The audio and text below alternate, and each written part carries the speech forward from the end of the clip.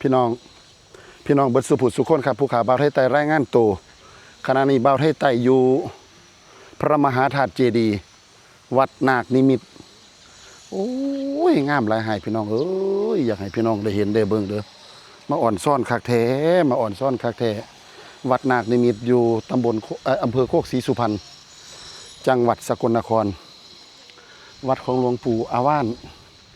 นะครับวัดป่านาคนิมิตรโอ้ยพลังศรัทธา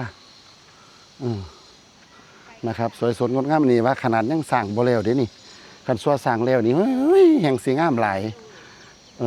มี3ชั้นเด้เจดีย์องค์นี้มี3ชั้นเข้าไปมาแล้วนะครับนี่เพิ่นก็พากันมาเดี๋ยวครับผมพระมหาธาตุเจดีย์วัดป่านาคนิมิตรอำเภอโคกศรีสุพรรณจังหวัดสกลนครพี่น้องเอ้ยอ่อนซ่อนบารมีเพิ่น